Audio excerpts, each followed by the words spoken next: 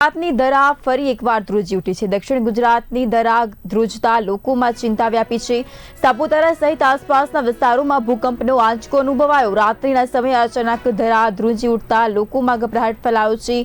સાપુતારાથી 14 kilometre દૂર નોંધાયું એપીસેન્ટર। રાત્રે 10 વાગ્યાના સુમારે અનુભવાયો ભૂકંપનો આંચકો। તો ભૂકંપની તીવ્રતા 3.6ની નોંધાઈ છે। આંચકાની ઊંડાઈ પૃથ્વીના પટાળમાં 5.6 કિલોમીટર નોંધાઈ। તો તંત્રની નાગરિકોની અફવાઓથી દૂર રહેવા અપીલ। ભૂકંપ અંગેની અફવાઓ પર વિશ્વાસ ન કરવા માટે તંત્રની અપીલ।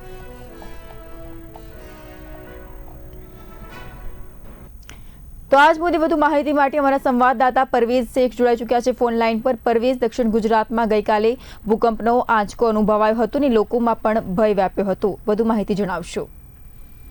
મળતી વિગતો અનુસાર ભૂકંપનું કેન્દ્ર સાપુતારાથી 14 કિલોમીટર દૂર દક્ષિણ પશ્ચિમમાં મહારાષ્ટ્રની હદમાં નોંધાયું હતું અને તેની ઊંડાઈ 5.6 કિલોમીટર રજૂ કરાઈ હતી।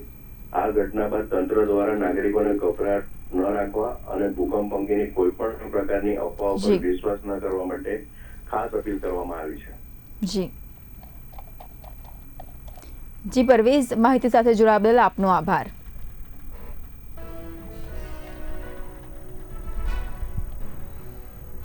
હા, ભૂકંપની તીવ્રતા નોંધાઈ। આંચકાની ઊંડાઈ પૃથ્વીના પેટાળમાં 5.6 કિલોમીટર નોંધાઈ છે। દક્ષિણ ગુજરાતની દરા ફરી એકવાર ધ્રુજી ઉઠી।